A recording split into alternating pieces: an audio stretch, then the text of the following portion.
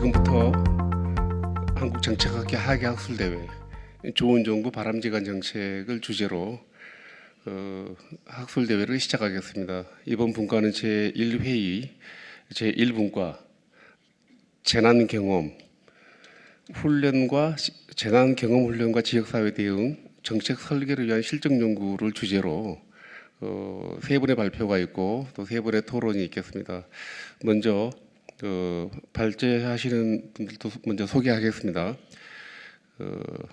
첫 번째 발제는 김정원, 김호윤, 이동규. 어떻게 앞에 석사 과정인가? 예, 우리 이동규 교수님, 지도 교수님 같은데 잠깐 인사 부탁드리겠습니다. 인사하세요. 예, 같이 일어나서 인사하세요. 예, 반갑습니다. 네.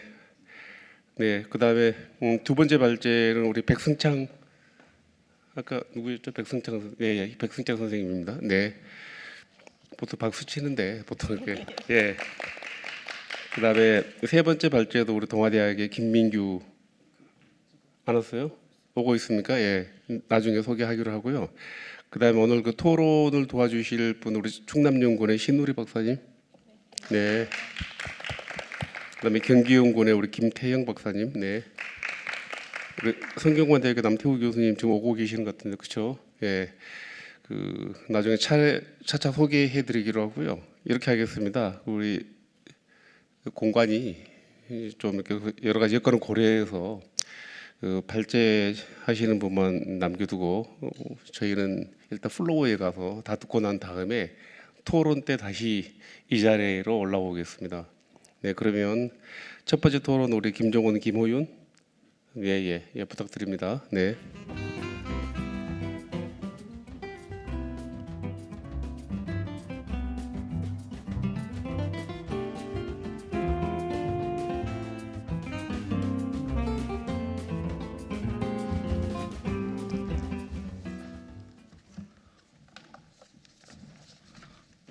일단 옆에 있으려고.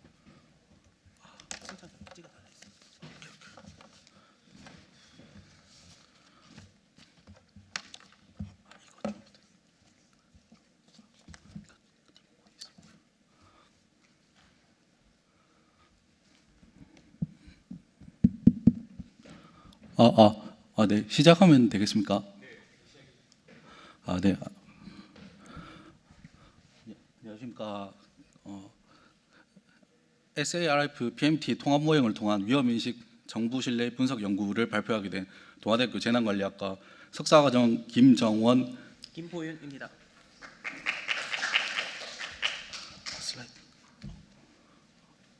네, 목차는 다음과 같습니다. 먼저 연구 배경 및 필요성, 그리고 연구 목적 및 연구 질문, 다음으로 이제 이론적 배경, 연구 설계, 분석 결과, 결론 및 시사점 순으로 발표를 진행하겠습니다.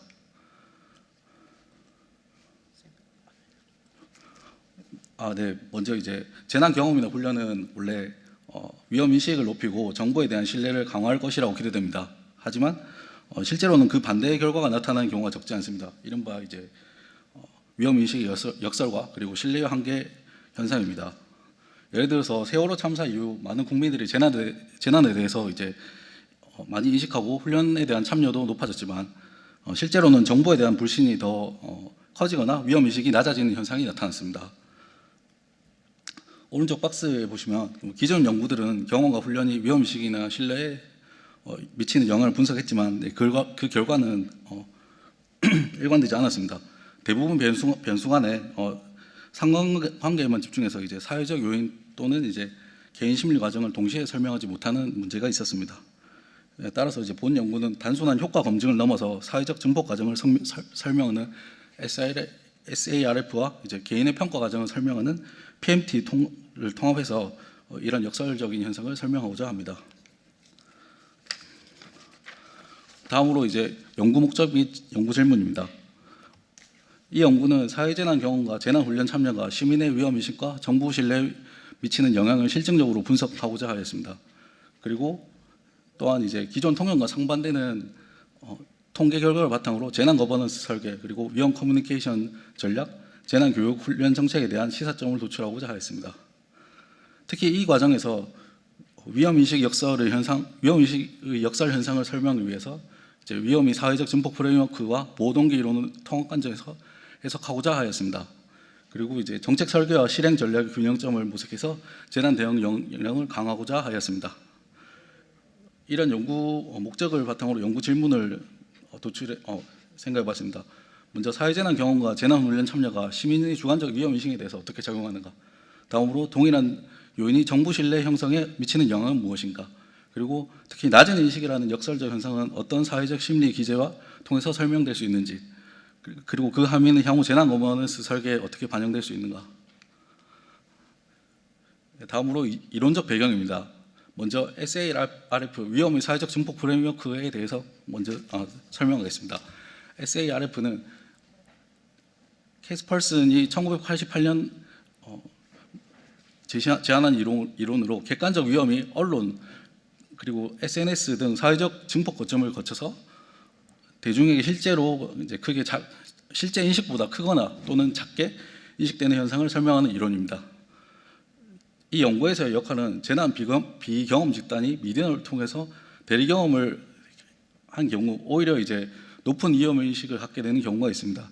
이런 위험 인식의 변화는 PMT의 위협 평가와 직접 연결됩니다. 위험 인식과 직결되면 SARF PMT 통합 보행의 기반이 됩니다.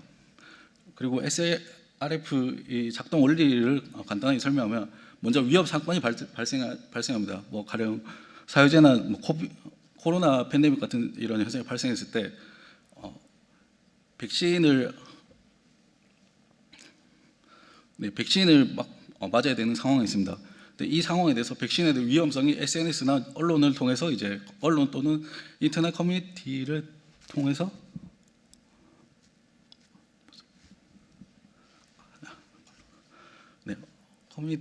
이제 증폭됩니다. 그래서 이 정보의 사회적 증폭을 통해서 이제 반복 보도 그리고 왜곡되는 현상이 발생하고 이후에 이제 대중의 위험 인식 변화 그리고 또 이런 행동 변화, 가령 이제 백신에 맞지 않겠다, 백신 위험하니 맞지 않겠다 하는 그런 이제 행동 변화가 나타납니다. 다음으로 PMT 보호 동기 이론입니다. 이 보호 동기 이론은 로저스가 1975년 제안한 이론입니다. PMT는 크게 두 가지 평가 과정을 거칩니다. 첫 번째는 위험 인식입니다. 이 위험이 얼마나 심각하고 혹은 나에게 닥칠지에 대해서 이제 인식하는 겁니다. 그래서 위협의 심각성과 취약성에 대해서 판단합니다. 다음으로 대처 평가입니다. 대처 평가는 이 행동 또는 이런 효과가 내가 할 수 있을까? 그래서 이에 대해서 이제 내가 할 수 있는지에 대한 개념은 자기 효능감이고 이게 효과가 있는지 여부에 대한 개념은 반응 효능감입니다. 그래서 이런 평가 과정을 통해서 보호 동기를 가지게 됩니다. 이 단계는 이제 가령 위험에 대비해야 되겠다 하는 그런 인식입니다. 그래서 이런 인식을 통해서 실제로 이제 보호 행동, 가령 이제 재난 대비 물품을 구비하는 이런 행동에 도출되게 됩니다. 연구에서 역할은 훈련 참여 집단은 자기 효능감, 반응 효능감이 상승해야 위험을 관리 가능한 과제로 인식합니다. 그래서 이는 위험의 인식이 낮아지는 역설적 현상을 설명할 수 있고, 또 이런 대처 평가 과정은 SARF의 증폭된 위험 인식과 결합돼서 이제 이후에 설명한 통합 모형에서 보호 행동과 신뢰 역설을 설명할 수 있습니다. 그래서 통합 모형에 대한 개요입니다. SARF의 경우는 위험 정보가 이제 언론, SNS 등 증폭 거점을 통해서 사회적으로 과대 또는 과소평가되는 상황이 되고, 결과적으로 이제 실제 위험도와 다른 시민들의 실제 위험도가 다른 사회적 인식이 형성됩니다. 다음으로 PMT의 경우 개인의 위협 인식과 이제 대처 평가를 통해서 이후 보호 동기를 형성하고 실제 행동으로 이어지는 모델입니다. 그래서 이걸 통합한 사례로 예를 들어보면 위협 인식이 높고 대처 효능감이 낮은 경우입니다. 이 경우 행동은 위축되고 가령 이제 공포와 불안은 크지만 이제 구체적 예방 대응 행동은 이루어지지 않습니다.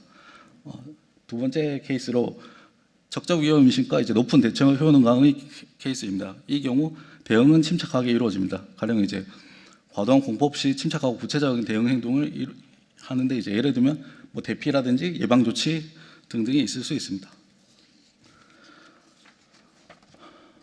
그래서 앞서 살펴본 SARF와 PMT 통합 모형, TMT 모형을 하나의 통합 모형으로 설명하면 다음과 같습니다. 먼저 언론이나 SNS 같은 증폭 거점을 통해서 사회적 위협이 증폭되거나 축소되면서 대중의 위협 인식에 영향을 줍니다. 이때 사람들은 위험의 심각성과 취약성에 대해서 평가를 하게 되고 동시에 내가 이 위험을 어떻게 대응할 수 있을지에 대해서 대한 대처 평가, 즉 자기 효능감 또는 반응 효능감을 판단하게 됩니다. 보호 동기는 이런 실제 행동으로 이루어지는데 예를 들어서 재난 대비 물품을 준비하거나 대피 훈련에 참여하는 것들이 이에 해당됩니다. 그리고 여기서 한 단계 더 나아가 개인의 행동이 집단적으로 모이면 2차 파급 효과가 나타납니다. 따라서 이 통합 모형은 개인 차원의 심리 과정과 사회적 증폭 과정을 동시에 설명할 수 있으며 특히 우리가 주목하는 위험의식의 역설과 사회적 역설을 이해하는 데 중요한 틀을 제공합니다.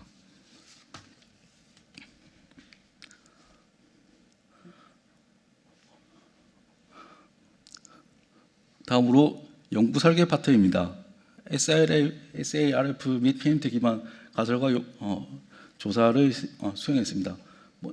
연구 가설입니다. 먼저 이제 사회재난 경험과 재난 훈련 참여 두 가지 측면에서 가설을 설정했습니다. 첫 번째 집단입니다.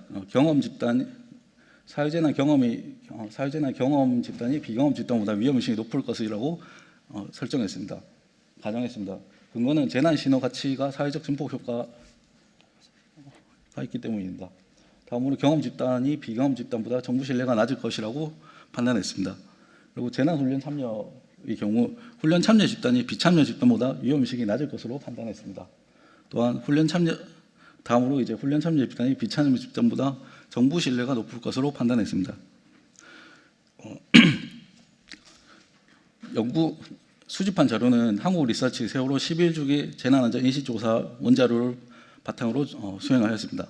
조사 대상자는 전국 만 18세 이상 성인 남녀 표본 1000으로 하여 약 3일간 수행하였습니다. 표본 추출 및 조사 방법입니다. 먼저 지역 성별 언론 기준 비확률 할당 표집을 수행하였고 조사 방법은 웹조사로 수행하였습니다. 응답률은 요청 대비 4.5%, 참여 대비 43.9%였습니다.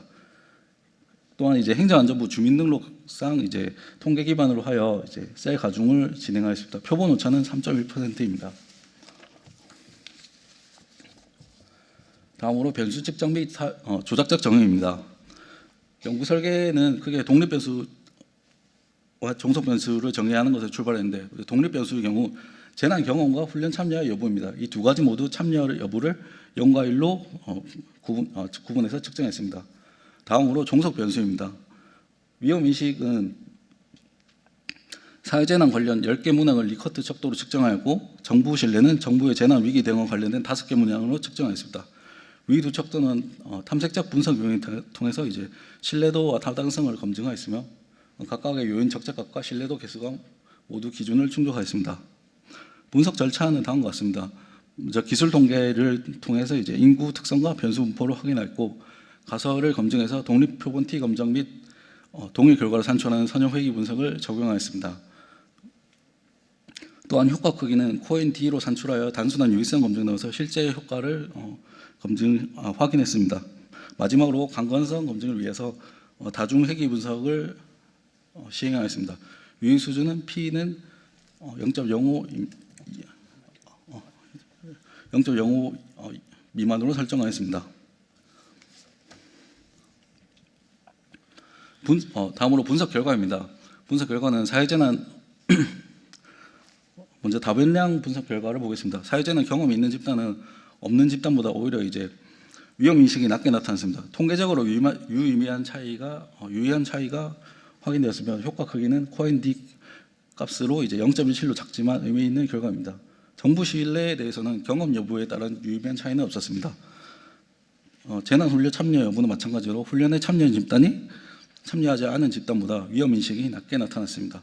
이는 PMT 이론이 설명하는 바와 일치하는 결과로 자기 효능감이 높아지면서 위험을 관리 가능한 과제로 인식했기 때문입니다. 그러나 정부 신뢰에는 훈련 참여 여부가 통계적으로 유의미한 영향을 주지 않았습니다. 다중회계 분석에서도 같은 결과가 확인되었습니다. 사회재난 경험과 재난훈련 참여 모두 위험인식을 낮추는 방향으로 유의미한 효과가 있었고, 특히 훈련 참여의 효과가 좀 더 강하게 나타났습니다. 그래프로 보시면 왼쪽은 사회재난 경험에 따른 위험인식 차이, 오른쪽은 훈련 참여 여부에 대한 위험인식 차이입니다. 두 경우 모두 위험인식이 낮아지는 역설적 결과를 확인할 수 있었습니다. 정리하면 통념과 달리 재난 경험과 훈련 참여는 모두 위험인식을 유의미하게 낮추는 역설적인 결과가 도출되는 걸 알 수 있었습니다.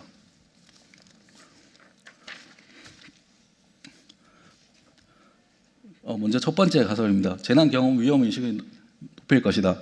이 가설은 기각되었습니다. 위험인식은 예상과 반대로 유의미하게 낮아지는 것을 알 수 있었습니다. 다음으로 재난 경험은 정부 신뢰를 낮출 것이라는 가설입니다. 이 가설 또한 기각되었습니다. 정부 신뢰에 유의미한 영향이 없었습니다. 다음으로 가설 2-A 재난 훈련은 위험인식을 낮출 것이라는 내용은, 이런 가설은 이제 지지됨을 알 수 있었습니다. 가장 강력한 효과를 확인할 수 있고 PMT로 설명이 가능함을 알 수 있습니다. 다음으로 가설 2-B 훈련 참여는 재난 훈련 참여는 정부 신뢰를 높일 것이다. 이 가설은 기각되었습니다. 정부 신뢰에 유의한 효과가 없었습니다. 정리하면 위험인식은 재난 경험을 했을 경우에 오히려 낮아졌고, 훈련 참여는 유의미하게 낮아졌습니다. 그러나 정부 신뢰에는 경험과 훈련 모두 유의미한 영향이 없음을 알 수 있었습니다.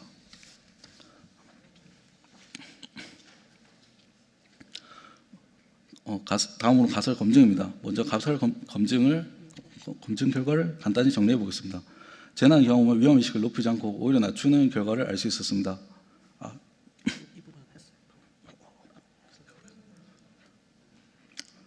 네, 유사한 내용이라서 일단 간단하게 다음으로 넘어가겠습니다. 시나리오별로 앞선 가설 결과를 바탕으로 시나리오별로 정리를 하면 지금 4가지 유형으로 나눌 수 있습니다. 첫 번째는 이제 시나리오 1 불안 집단입니다. 이는 이제 무경험 무훈련 집단으로 위험인식은 가장 높지만 실제 행동은 취약합니다.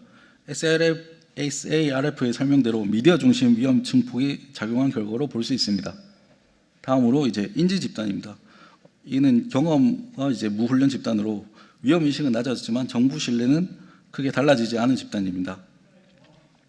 다음으로 자신감 집단입니다. 무경험 훈련 집단으로 이 집단은 위험인식이 낮아지고 대처 가능성을 높게 평가하는 집단입니다. PMT의 대처 평가 효과가 두드러진 유형입니다. 마지막으로 이제 이상적 집단으로 경험과 훈련 모두 있는 집단인데, 이 집단은 위험인식과 대처 행동이 균형을 이룬 집단으로 가장 바람직한 모델이라고 할 수 있습니다. 종합하면 경험과 훈련의 조합에 따라서 이제 위험인식과 행동이 달라지는 것을 알 수 있습니다. 결과적으로 위험인식은 조건에 따라 크게 달라지지 않지만 정부 신뢰는 달리 경험과 훈련 모두 쉽게 변하지 않는 구조적 특성을 보였습니다. 결론 및 시사점입니다.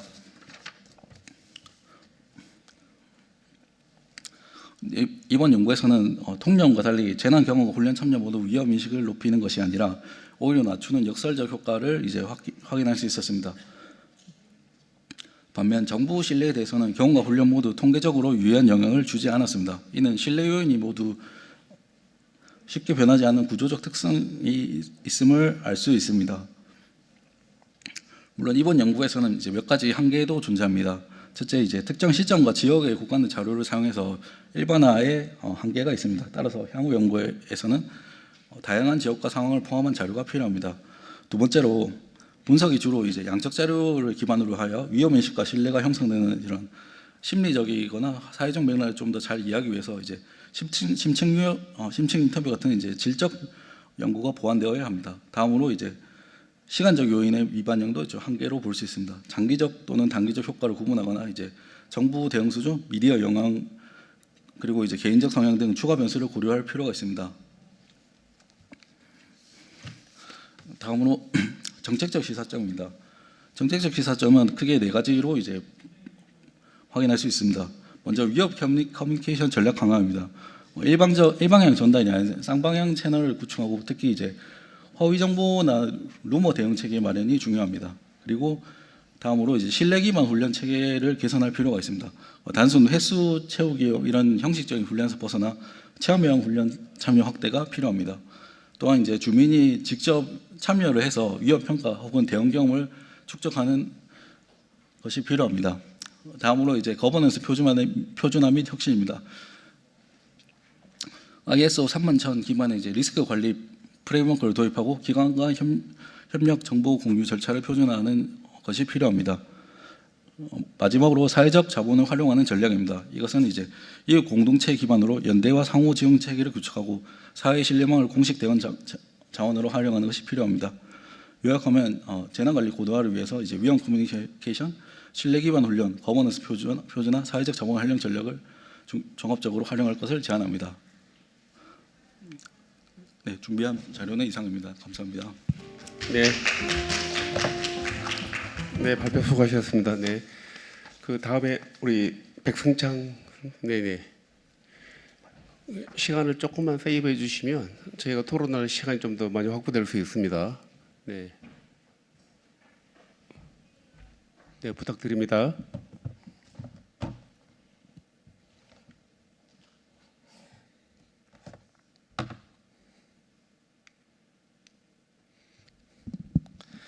네, 안녕하십니까. 커뮤니티 위험 경감 CRR에 대한 재난관리학 대학원생의 주관성 연구라는 주제로 발표를 맡은 동아대학교 박사과정 백승창입니다. 바쁜 와중에서도 귀한 시간을 내어주신 여러분께 깊은 감사의 말씀을 드립니다. 오늘 발표는 보시는 바와 같이 서론, 이론적 배경, 연구 설계, 분석 결과, 그리고 결론 및 시사점 순으로 진행하겠습니다. 21세기 재난관리는 사후 대응에서 사전 예방으로 그 패러다임이 전환되고 있으며 그 핵심 전략이 바로 커뮤니티 위험 경감, 즉 CRR입니다. 특히 미국 중앙소방학교의 CRR 모델은 데이터 기반의 체계적인 접근으로 전 세계적인 표준으로 자리 잡고 있습니다. 하지만 이 선진 모델을 우리 현실에 도입하는 과정에서 우리는 인식의 간극이라는 큰 딜레마에 직면하게 됩니다. 정책을 설계하는 이론가들은 통합적 기획과 과학적 분석을 강조하는 반면 현장의 실행자들은 즉각적인 실행과 가시적인 성과를 중시합니다. 이 간극은 정책의 실효성을 저해하는 구조적 원인이 됩니다. 기존 연구들은 대부분 CRR 개념의 도입에 머물고 있거나 인간의 주관성을 심층적으로 분석하지 못했다는 공통적인 한계가 있습니다. 본 연구는 바로 이 지점에서 출발합니다. 이론과 실무를 동시에 경험한 재난관리학 대학원생이야말로 이 문제가 형성되고 내재화되는 과정을 가장 잘 보여줄 수 있는 핵심적인 연구 대상이라고 판단했습니다. 이를 통해 갈등의 원인을 과학적으로 규명하고 실질적인 해소 방안의 이론적 토대를 마련하고자 했습니다. 다음은 이론적 배경입니다. CRR은 단순히 기술적 절차를 넘어서 정책 주체의 주관성에 따라 해석과 실행이 달라지는 정책학적 현상이라고 볼 수 있습니다. 미국 중앙소방학교 즉 NFA의 26단계 모델은 준비, 평가, 계획, 실행, 결과로 이어지는 정교한 프레임워크를 제공하며 본 연구에서 인식을 측정하는 분석 툴로 활용되었습니다. 선행 연구를 검토할 결과 해외 연구는 주로 CRR의 중요성, 원칙, 운영 조건 등 실질적 지침을 제시했지만 실제 현장에서 어떻게 수용되고 실행되는지에 대한 분석이나 정책 실행 주체들의 주관성을 분석하지 못했다는 한계가 있었습니다. 국내 연구의 경우는 정책 실무자 중심의 사례 연구, CRR의 유사 개념이 연구가 다수 존재하는 특징이 있었지만 구체적 실행 절차, 정책 수용성, 그리고 주관성 분석에 대한 연구가 부족했다는 한계점이 있었습니다. 바로 이 지점이 본 연구의 차별점입니다. 첫째, 본 연구는 NFA의 26단계 전체를 분석 툴로 삼았습니다. 따라서 CRR 정책의 과정 전반에 대한 인식을 종합적으로 측정했습니다. 둘째, 이론과 실무를 동시에 경험하고 CRR 이론 학습자이자 정책 현장의 실무자로서 CRR의 주관성을 가장 잘 보여주는 핵심 집단이라고 판단을 하였습니다. 마지막으로 Q 방법론을 통해서 연구 대상자의 주관성 구조를 과학적으로 탐색하여 실질적인 해소 방안의 토대를 마련하고자 하였습니다. 다음은 연구 설계 과정입니다. 본 연구는 인간의 주관성을 과학적으로 탐구하는 데 탁월한 Q 방법론을 채택했습니다. Q 방법론은 소수의 표본으로도 특정 사안에 대한 생각의 유형과 그 구조를 심도 있게 발견할 수 있는 장점이 있습니다. 연구 절차는 Q 방법론의 일반적인 절차인 1단계 문헌 검토, 2번째 Q 표본 선정, 3번째 연구 대상자인 P 표본 선정, 4번째 자료 수집, 5번째 자료 처리 및 분석의 절차를 거쳤습니다. 연구 절차의 첫 번째로 먼저 문헌 검토를 통해서 NFA 모델 26단계를 기반으로 26개의 Q 표본, 즉 진술문을 구성했습니다. 각 진술문은 원문의 의미를 살리되 참여자들의 현실적 언어를 반영하여 재구성하는 과정을 거쳤습니다. 따라서 해당 과정을 거쳐서 보시는 바와 같이 26개의 진술문을 확정할 수 있었습니다. 두 번째, 필표본, 즉 연구 대상자는 이론과 실무를 겸비한 D대학교 재난관리학 대학원생 22명으로 선정했습니다. 이들은 단순 학생을 넘어서 정책 현장에서 CRR 챔피언 역할을 수행하는 실무자라는 점에서 본 연구에 가장 적합한 대상이라고 판단하였습니다. 세 번째, 참여자들은 26개의 진술문을 가장 동의하는 것부터 가장 동의하지 않는 것까지 7점 척도의 정규 분포에 따라 분류하는 Q 분류를 수행했습니다. 분류 직후에는 심층 인터뷰를 통해 왜 그렇게 판단했는지 이유를 질의하여 해석의 깊이를 더하고자 하였습니다. 수집된 데이터는 PQ 메소드 프로그램을 통해 요인 분석을 실시하였습니다. 그리고 신뢰도 확보를 위해서 검사, 재검사 실시한 결과 상관계 수가 0.93으로 매우 높게 나타났으며 구성 타당성, 외적, 내적 타당성 또한 Q 방법론의 철학에 맞게 재해석하고 검증하여 연구의 총체적 엄격성을 확보하고자 노력하였습니다. 다음은 분석 결과입니다. CRR에 대한 전문가 집단의 인식은 단일하지 않았습니다. 보시는 바와 같이 총 5가지의 뚜렷한 주관성이 도출되었습니다. 각각 계획 중심 설계형, 성과 관리 실행형, 참여 중심 협력형, 현장 중심 실행 실천형, 그리고 제도 기반 안정형입니다. 이들은 단순히 나열만 되는 것이 아니라 각기 다른 정책학 이론에 기반을 두고 있었습니다. 첫 번째, 제1유형입니다. 제1유형은 계획 중심 설계형으로 이름을 지었습니다. 이들은 CRR의 성공은 기획 단계의 구조적 완결성과 체계적인 전략 수립에서 시작된다고 판단을 하고 있습니다. 이는 정책학의 합리 모형에 기반을 두고 있으며 문제 정의부터 최적 대안 선택까지 논리적, 분석적 과정을 중시하는 특징을 보이고 있으며 이들은 정책 설계의 설계자 관점을 보이고 있습니다. 두 번째, 유형이는 성과 관리 실행형으로 이름을 지었습니다. 이들은 CRR 활동은 구체적이고 반복적인 실행 관리, 성과 평가, 그리고 환류 체계를 통해 완성된다고 주장하고 있습니다. 이들은 정책 집행론의 시각으로 데이터 기반의 성과 측정을 통해 정책을 개선해 나가는 관리자의 모습을 보이고 있습니다. 유형 3은 참여 중심 협력형입니다. 이들은 CRR의 지속 가능성은 신뢰, 참여, 책임의 문화와 협력적 네트워크에서 시작된다고 하고 있습니다. 이들은 거버넌스 이론에 기반하여 신뢰와 소통을 통한 네트워크 구축을 중시하는 연결자의 특징을 보이고 있습니다. 네 번째, 유형 4는 현장 중심 실천형으로 이름을 지었습니다. 이들은 CRR의 성공은 실제 현장에서의 구체적인 실천과 그 효과의 명확한 입증에 달려있다고 주장하고 있습니다. 이들은 실용주의 철학에 따라서 이론보다는 현장에서의 구체적 실천과 측정 가능한 효과를 강조하는 실천가의 인식을 보여주고 있습니다.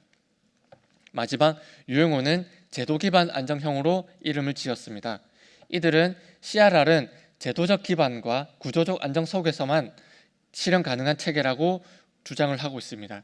이들은 신제도주의 관점에서 개인의 역량보다는 공식적 승인과 안정된 시스템이 중요하다고 보는 안정가의 시각을 보여주고 있습니다.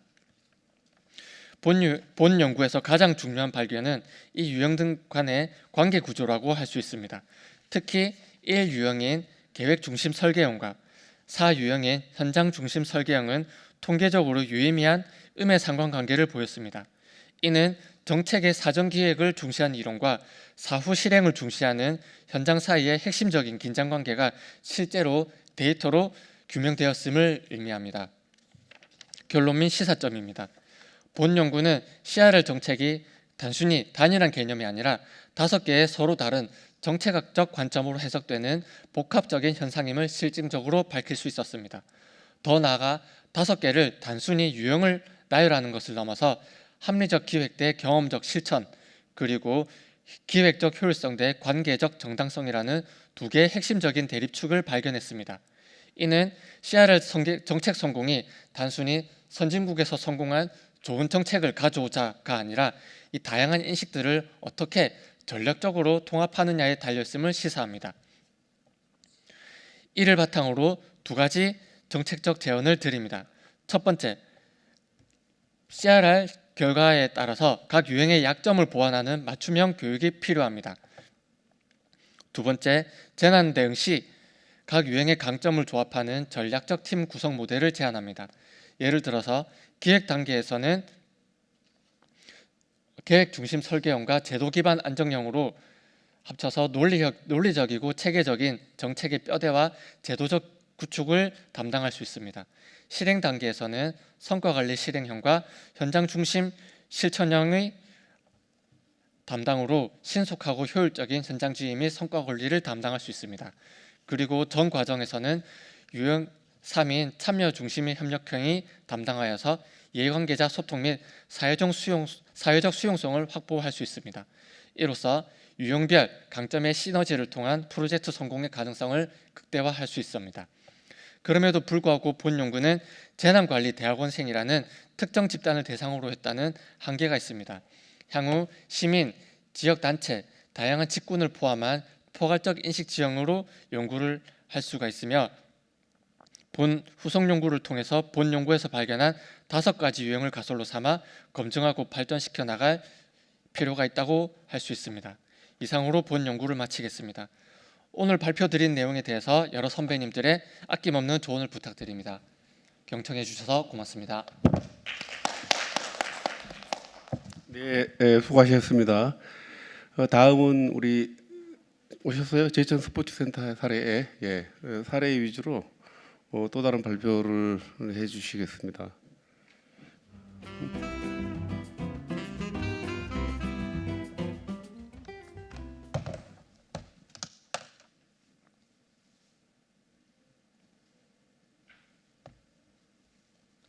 네, 안녕하십니까. 저는 공간 기반 재난 위험성 평가 기법의 개발에 관한 연구의 발표를 맡은 동아대학교 재난관리학과 김민규입니다.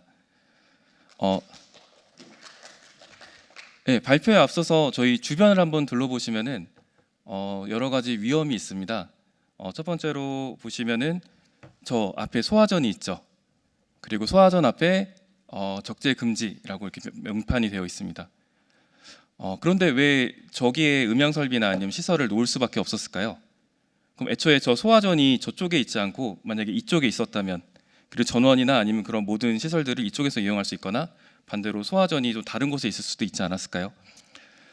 네, 건축물의 설계에 있어서 사전의 위험성, 설계를 통한 위험성을 개선하는 그런 방법은 화학 공장에 있어 저의 경험에 있는 화학 공장에 있어서는 매우 유용하게 적용이 되는 그런 개념입니다. 이러한 개념을 조금 더 확장해서 건축물에 사용할 수 없을까라는 것이 이번 연구의 핵심입니다.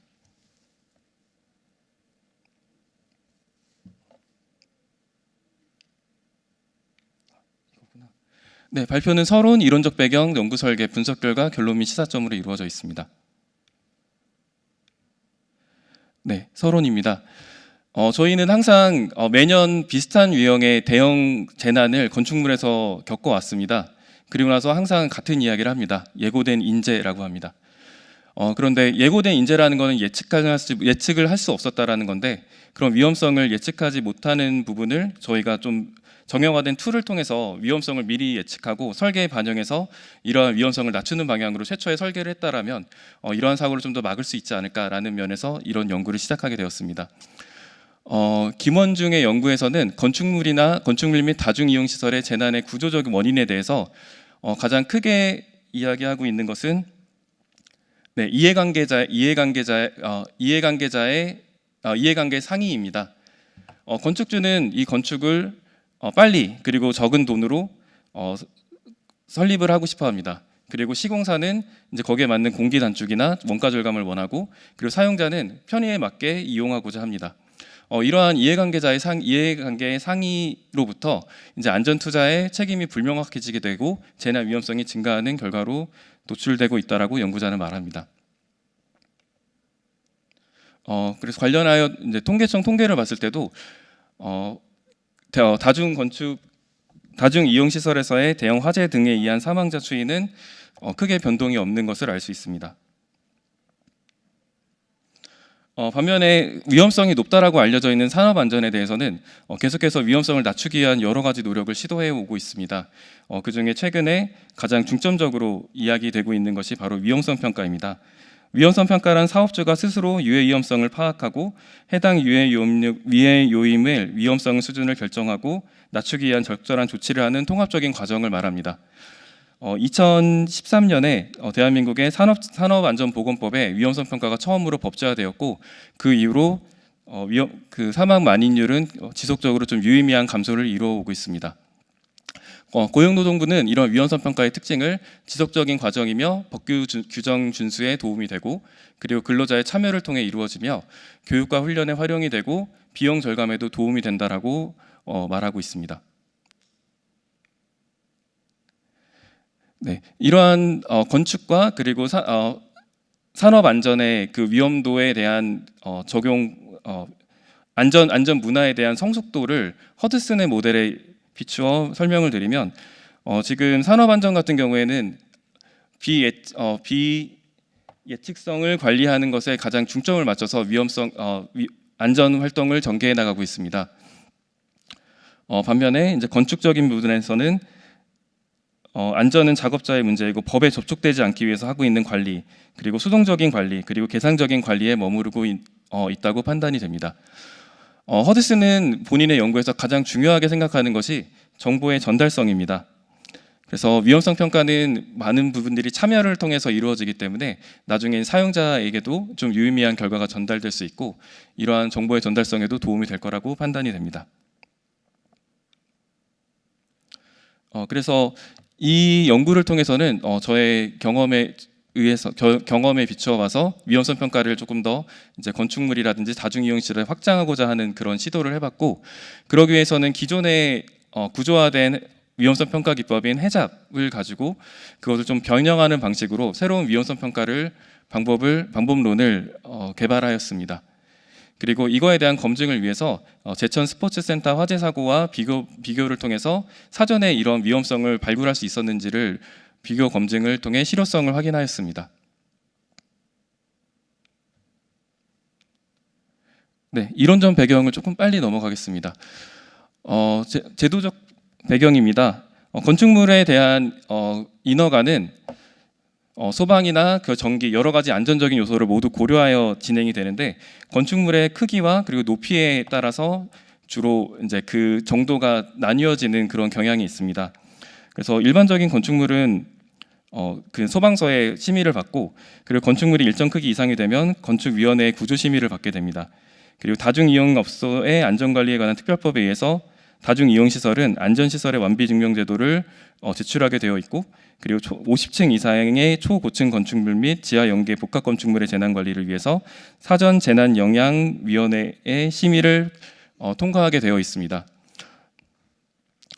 이 기준 자체가 50층에 매여져 있기 때문에 많은 건축주나 많은 시공사들은 건축물을 49층까지 딱 지으려고 하는 그런 유혹에 빠지게 되고, 이런 부분이 제도적인 공백이라고 생각합니다.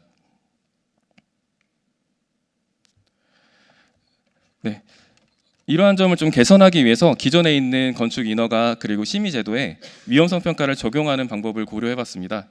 저는 저 경험에 비춰서 해잡이라는 위험성 평가 기법이 가장 잘 적용이 된다고 생각을 했는데요.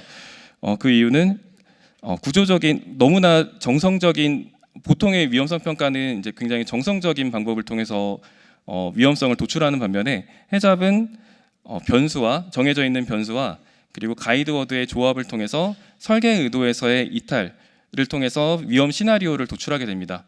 거기에 대한 원인을 분석하고 결과를 예측함으로 인해서 그 리스크가 어느 정도의 빈도로 어느 정도의 중요도를 가지고 발생할 수 있는지를 평가하고 여기에 대한 개선 권고까지 이어지는 그런 일련의 흐름을 가지고 있습니다.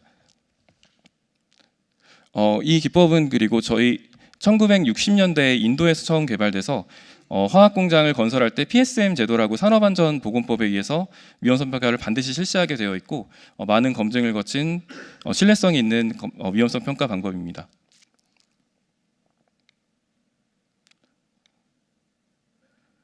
네. 근데 지금 이렇게 개발이 되어 있어 많이 사용이 되는 해잡이라는 위험성 평가 제도는 기본적으로 제조 공정에 사용이 되는 겁니다. 제조 공정의 화학 공정, 특히 화학 공정의 안전에 많이 적용이 되는 그런 제도이기 때문에 이걸 건축물로 바로 옮기기에는 좀 몇 가지 단계가 필요했습니다. 첫 번째로는 기존에는 설계의 검토 구간이 공정 단위로 끊어져 있습니다. 이 부분을 건축물로 이제 바꿔서 생각한다면 공간 단위로 끊을 수 있을 거라는 판단을 했고, 그리고 변수는 기존에는 유량, 압력, 온도, 공정 흐름 같은 그런 조건들이라면 이런 물리적인 변수를 조금 더 이제 소방이라든지 그리고 이 기능 안에 설계가 되어야 하는 기능적인 부분으로 조금 더 변환을 했습니다. 이 부분에 대해서는 방법론에서 조금 더 세부적으로 말씀드리겠습니다. 마지막으로 가이드워드를 통해서 이제 건축물의 특징을 담고자 했습니다. 하지만 좀 빠짐없이 누락 없이 반영을 한다라는 게 쉬운 일이 아니기 때문에 조금 더 이론적인 토대를 쌓기 위해서 미국 연방재난관리청에서 개발한 IRVS라는 위험성 평가 기법을 도입했습니다. 이 평가를 간단히 말씀드리면 9.11 테러 이후에 미국에서 개발한 위험도 평가 기법이고 많은 질문들이 있습니다. 그 질문에 어느 정도 대답할 수 있느냐에 따라서 이 건물의 위험도가 평가되는 그런 방식입니다. 그 중에서 제가 주목했던 부분은 취약성에 대한 평가 부분입니다. 취약성은 9가지 영역으로 나눠져 있고 각 영역에 맞는 건축물에 반영해야 하는 그런 질문지로 이루어져 있습니다. 네. 취약성 지표는 9가지인데 내용이 너무 많아서 조금 더 뒷부분에 좀 집중하기 위해서 이 부분은 좀 넘어가겠습니다. 네, 그렇게 해서 SGF 해잡이라고 하는 새로운 평가 툴을 프레임워크를 제안하고자 합니다. 기존에 해잡에서 가지고 있는 공간적인 기능적인 검토, 공정적인 검토 구간을 공간적으로 바꿔주고, 그리고 IRVS에서 얘기하는 취약성 지표들에서 기능적인 변수를 도출하고, 그리고 전통적인 해잡의 가이드워드를 조합하는 방식으로 해서 새로운 평가 툴을 제안하고자 합니다. 네. 이 연구를 위해서 저희 여러 가지 선행 연구를 먼저 검토했습니다. 주로 제가 검토했던 거는 건축물에 대한 이제 위험성 평가의 동향이라든지, 그리고 해잡이라고 하는 위험성 평가 기법을 다르게 변형해서 적용한 사례가 있는지, 그리고 IRVS라고 하는 그 위험도 평가 기법이 국내에는 어떻게 연구되고 반영되고 있는지에 대한 내용들이었습니다. 기존의 연구들의 특징은 예를 들면 피난, 화재, 방화 이런 식으로 한 가지 면에 이제 시뮬레이션을 통해서 좀 더 깊이 들어가는 면이 있다라고 한다면, 저희 연구의 특징은 다양한 사례를 스스로 여러 전문가들이 스스로 떠올려 가면서 위험도를 찾아내고 그것을 개선하고자 하는 그런 과정에 있습니다. 그리고 이러한 시도는 제가 국내외 연구 논문을 찾아봤을 때도 굉장히 독창적인 그런 시도라고 판단이 됩니다. 네, 연구 방법론입니다. 제가 진행한 연구는 크게 2가지 파트로 나눠져 있습니다.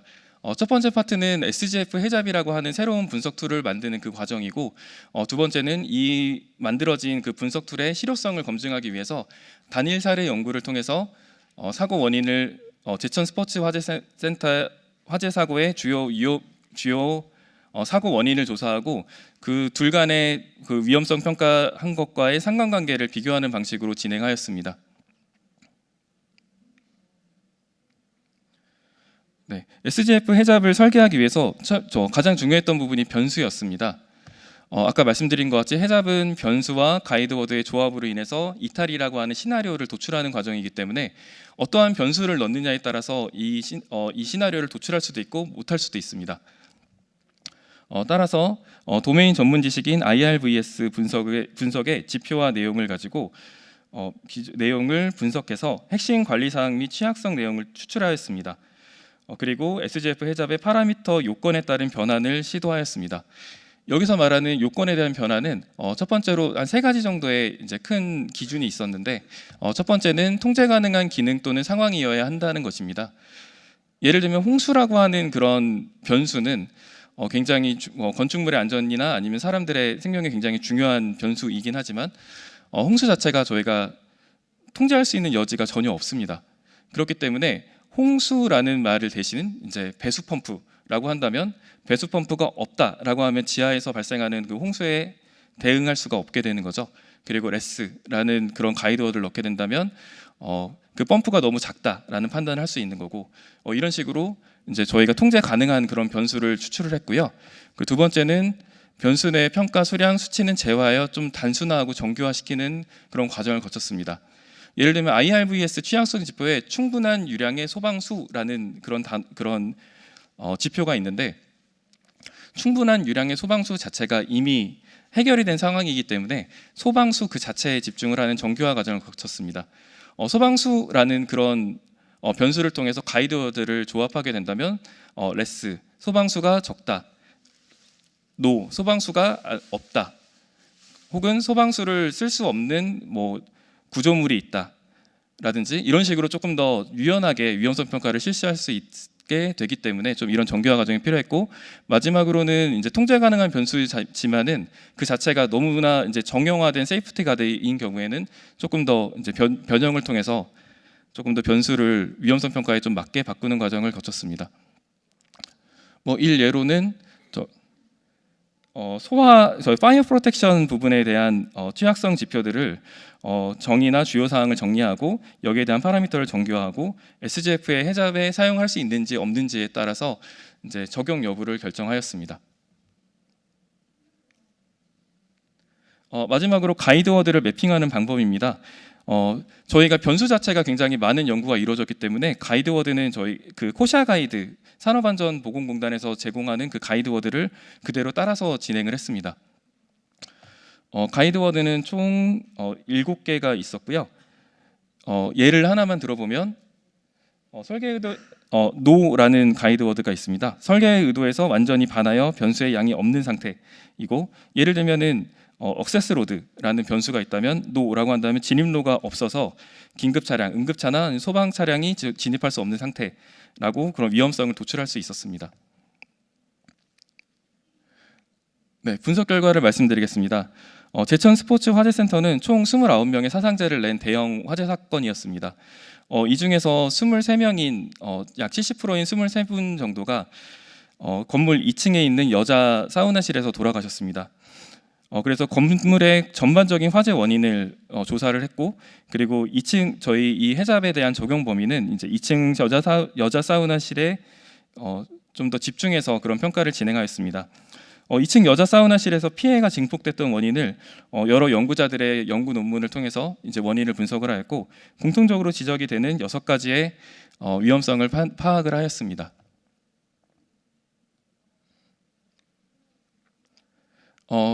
그리고 저희가 가질 수 있는 최대한의 문헌적인 정보를 통해서 위험성 평가를 진행을 하였고, 진행하기 전에 저희 전처리를 거쳤습니다. 그래서 IRVS 취약성 9가지 항목에 대해서 이제 여자 사우나실은 어떠한 항목들이 적용이 되는지를 가지고 좀 더 집중해서 위험성 평가를 실시하였습니다.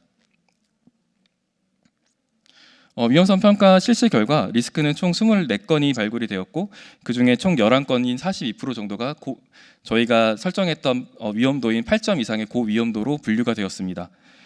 리스크 평균 점수 중에서 이제 피난이 10.6점으로 가장 높은 점수로 나타났습니다.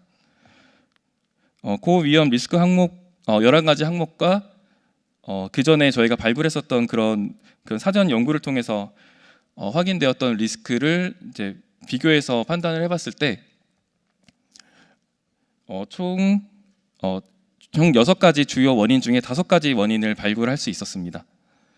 그리고 추가적으로 한 3가지 정도의 원인을 추가적으로 발굴하였고, 이 원인은 2층에 있는 그 공간 외에 전반적인 화재의 주요 원인으로 지목이 되었습니다.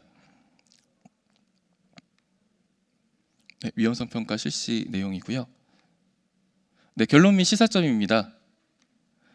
본 연구를 통해서 기존 연구와 좀 차별성이 있다라고 생각하는 부분은 기존에 있는 연구 자체가 굉장히 기술적인 것에 좀 기술적인 것을 중심으로 진행이 되는 반면에 본 연구에서는 IRVS 취약성 지표를 이용해서 변수를 도출하고 기존 위험성 평가는 피난 화재의 중심이라고 한다면 9가지 취약성을 고르게 평가할 수 있는 그런 평가 툴을 만들었다는 것이 차별점이라고 생각을 합니다. 그리고 기존에는 법, 사양, 기술 지침 중심의 기술 지침을 충족하는지에 대한 그런 평가 심의가 있었다면 이 부분을 추가적으로 위험성을 도출해서 개선을 중심으로 평가할 수 있다라는 그런 차별성을 좀 도출할 수 있었습니다.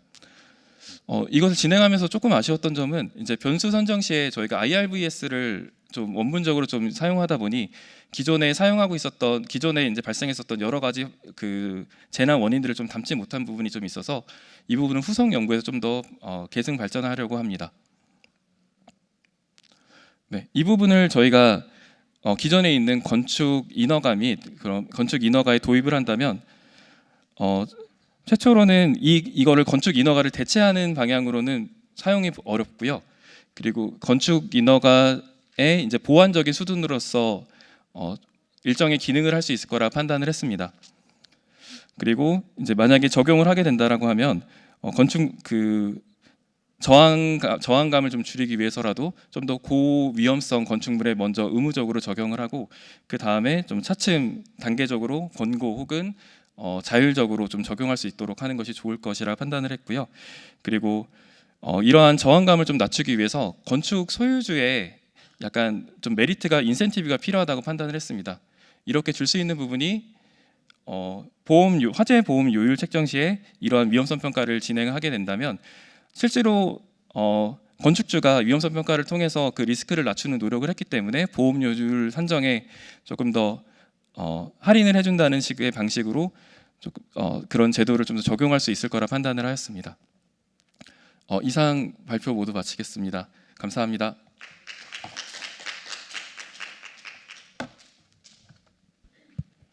네, 이상으로 세 분 발표를 조심하세요. 들었는데요. 저희 토론은 앞에 단상에 올라가서 진행하는 걸로 하겠습니다. 다 올라가십시다. 네.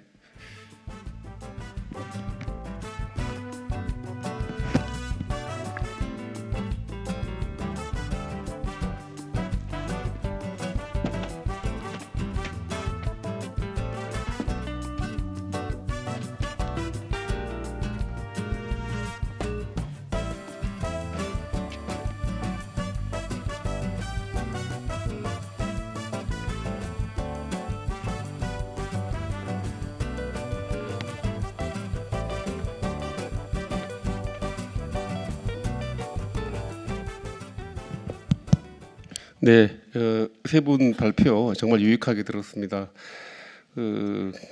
제가 그런 생각했습니다. 우리 이동규 교수님 이 재난안전 관련된 분야에서 많은 연구를 하셨고 일가를 이루었다 이렇게 생각이 드는데 제가 이번 세션을 이렇게 들으면서 이동규 교수님 다시 한번 또 이렇게 바라보게 되는 또 그런 시간이었습니다.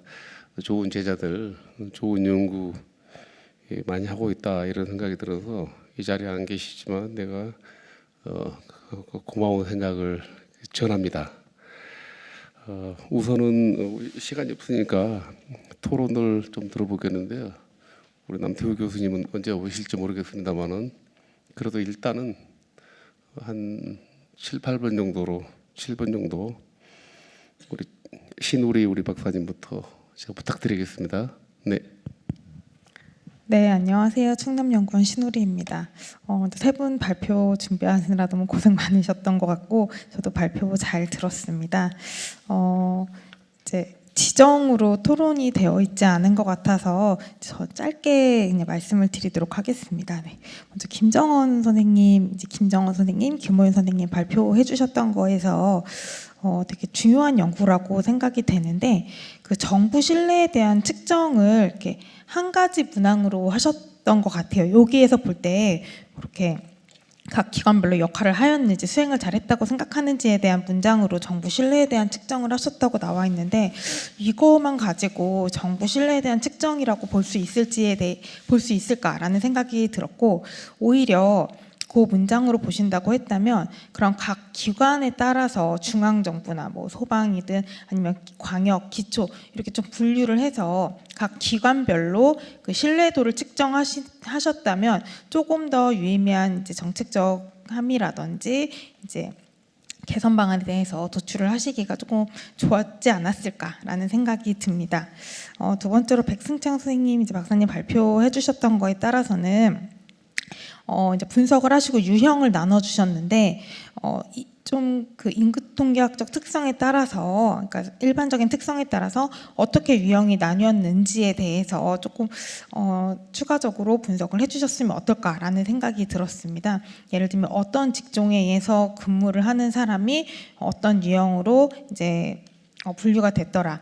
내지는 뭐 근속 기간이라든지 아니면 전공을 이제 전부 재난관리학 전공이라고 하시지만 세부적인 전공에 따라서 그 유형을 좀 구분하게 되는 요인이 어떤 것인지를 확인을 해주셨다면 조금 더 구체적인 정책적 제안이 도출이 될 수 있을 거라고 생각이 됩니다.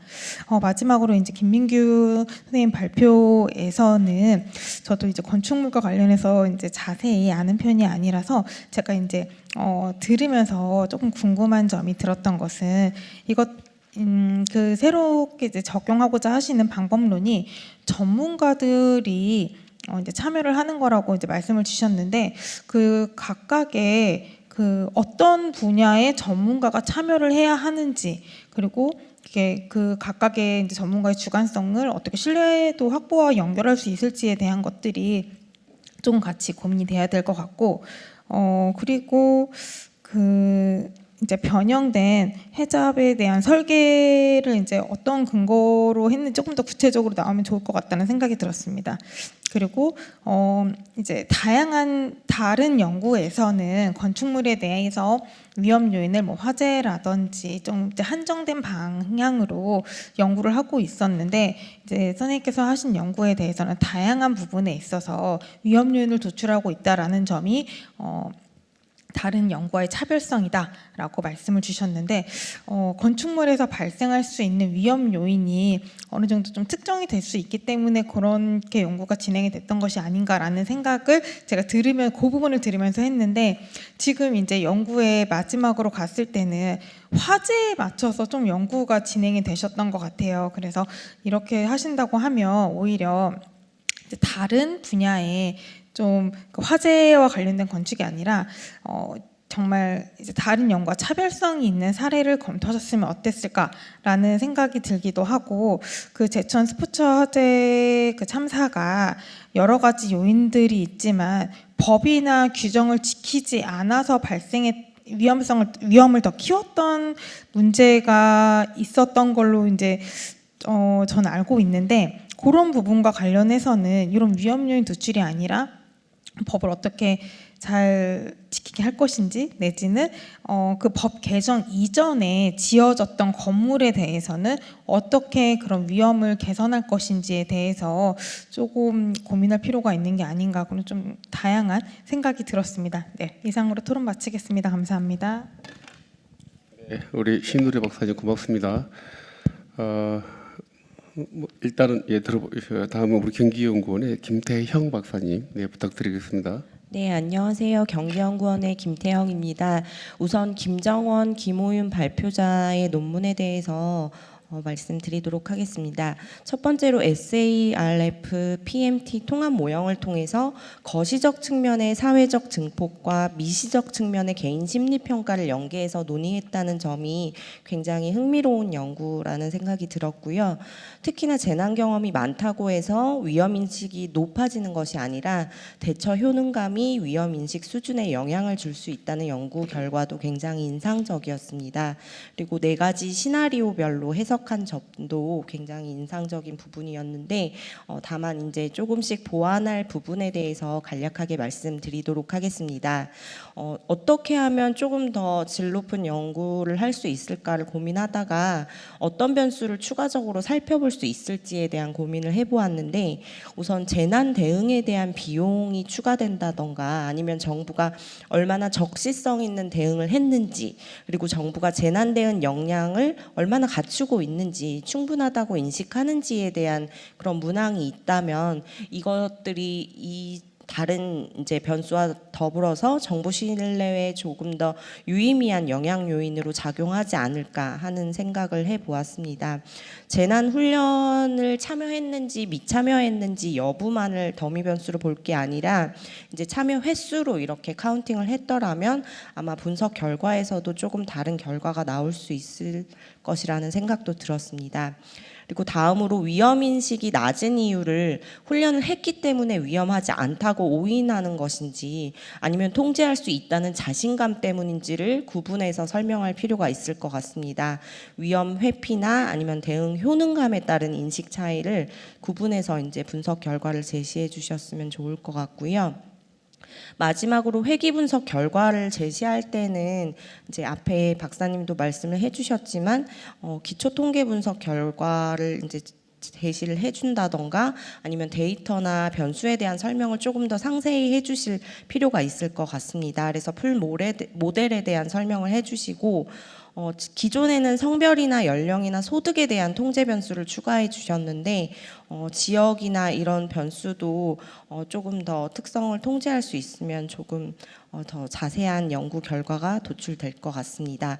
그리고 추가적으로 논의해 볼 변수 중에서는 재난 상황이 미디어에 얼마나 노출이 되었는지 그 노출 수준에 따라서도 다른 결과가 나타날 수 있을 것이라고 이제 고려가 돼서 정부 신뢰도 등을 조절 변수로 이렇게 어떤 영향을 미치는지를 고민해 볼 수 있을 것 같습니다.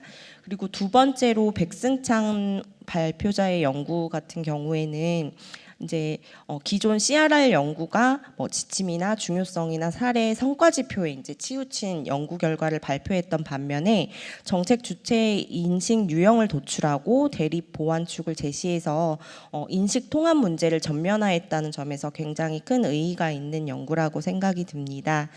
다음으로 이제 정책적 재현 솔루션을 이제 마지막 부분에서 제시를 해주셨는데 이 부분이 이제 제도나 재정이나 법제와의 매치 그리고 실제 사례 소개를 통해서 이제 제시를 했더라면 독자들에게 조금 더 이해도를 높일 수 있는 방향으로 다가갔을 것이라는 생각이 들고요.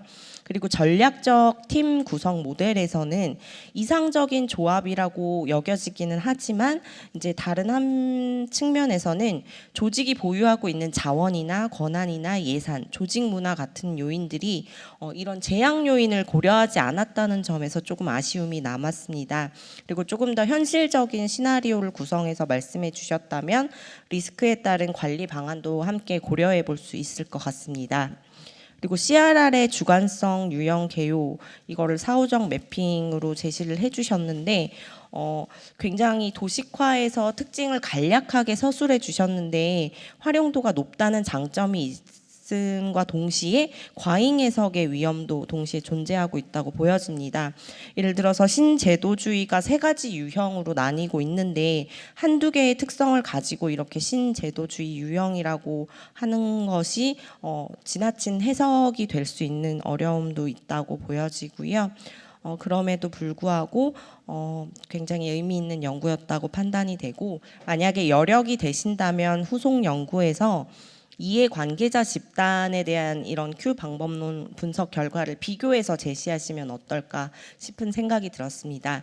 그리고 마지막으로 김민규 발표자의 연구 경우에는 저도 이 분야에 대해서 전문적인 지식이 많은 편이 아니라서 사실 이제 공부하는 심정으로 많이 읽어봤는데 기존 연구들이 이제 백서나 감식 보고서 같은 사후 분석에 치중한 반면에 본 논문이 설계 단계에서 위험 사전 식별이라는 굉장히 미래지향적인 문제를 제기했다는 점에서 의의가 있다고 그리고 차별성이 있다고 판단을 하고 있습니다. 그런데 조금 아쉬웠던 부분은 제도나 이해관계에 대한 분석 부분에서 조금 피상적인 접근을 하지 않았나 하는 생각이 들었고요. 실제 갈등 메커니즘과 정책 실패 요인에 대해서 분석할 때 조금 더 심도 깊은 심층 분석이 추가되었으면 하는 말씀을 드리고 싶고, 그리고 법제도 측면에서 형식적인 준수와 실질적인 안전 간의 괴리를 정책학적 시각에서 좀 더 논의할 필요가 있다고 보여지고 있습니다. 그리고 해잡의 도메인 전환 한계와 보안 전략의 측면에서 이것들을 BIM이랑 연계한다던가 아니면 사용자 행태 데이터와 결합을 해서 구체화하는 방안들을 같이 논의를 해보셨으면 좋을 것 같고요. 그리고 마지막으로 후속 연구 과제로 다중행위자 협력 메커니즘을 구체화하는 연구를 해주시면 다른 독자분들께 많은 도움이 될 것 같습니다. 이상으로 토론을 마치도록 하겠습니다. 네, 아이고 수고하셨습니다. 우리 발제자 이야기 듣기 전에 그래도 우리 플로어에서 열심히 이렇게 듣고 있는 벌써 손 드셨네요. 제가 질문을 몇 개 한번 모아보겠습니다. 네. 네.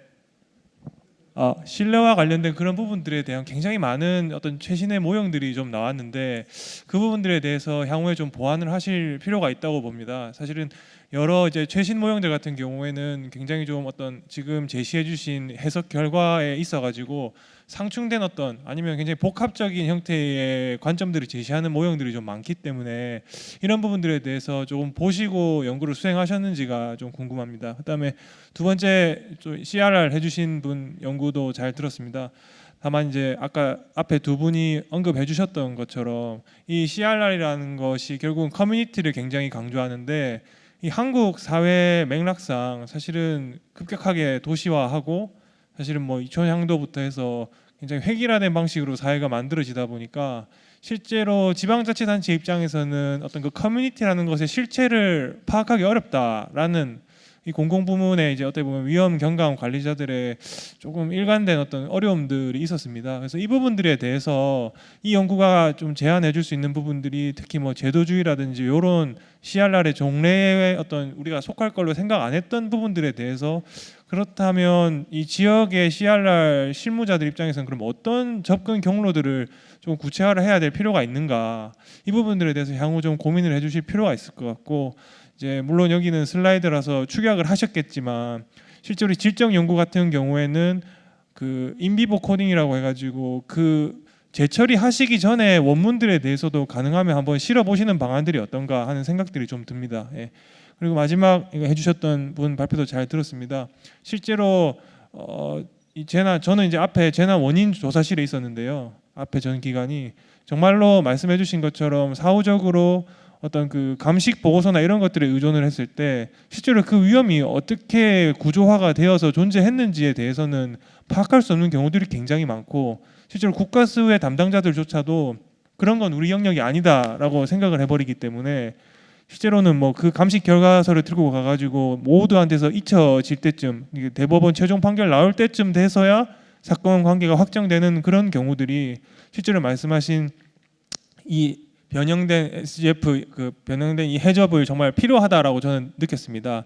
네, 요거 하실 때 그러면 이게 그냥 저 개인적으로 좀 한번 탐색을 해보셨는지 궁금한 게, 실제로 지방자치단체의 이 건설이나 이 건축 쪽 담당하는 부서들은 정말 이 일들이 너무 많아서 좀 특히 철거나 이런 부분들의 문제가 되는 게, 이 위험성 평가 결과를 시공업체가 공란으로 제출을 해도 그거를 센서링 할 수 있는 인력이 없는 경우들도 굉장히 많습니다. 그럼 그랬을 때 예를 들면 이거를 접수를 받았을 때 뭐 어떻게 뭐 자동화를 해가지고 이거를 뭐 필터링을 한다든지 하는 뭐 그런 식의 방법에 대해서 한번 좀 생각을 해보셨는지, 아니면 이런 부분들이 현실적으로 뭐 좀 접근을 해본다고 하면 어떤 경로를 해보면 좋겠다라고 좀 생각을 해보신 바가 있는지가 개인적으로 좀 궁금해서 질문을 드립니다. 예, 이상입니다. 네, 좋은 질문 코멘트 고맙습니다. 혹시 그 성함과 마이크 좀 성함과 소속을 제가 좀 알아도 될까요? 제 이름은 이영이고 두 번째 질문해 주시는 분하고 같은 경기연구원 소속입니다. 경기연구원의 이영웅입니다. 예, 고맙습니다. 우리 경기연구원의 또 다른 박사님께서 우리 남태우 교수님을 대신해서 토론해 주셨다고 그렇게 아마 생각을 하시고 제가 세 분에게 전부 기회를 드리지는 않겠습니다. 그다음 자발적으로 내가 좀 억울하다, 제한된 시간에 발표하다 보니까 할 말을 다 못했다 그런 측면이 있으시면 먼저 손 드시고 한번 말씀 부탁드리겠습니다. 네, 자 어느 분부터 할까요? 한 분 더 할까요? 예, 시간이 많지 않아서 이거.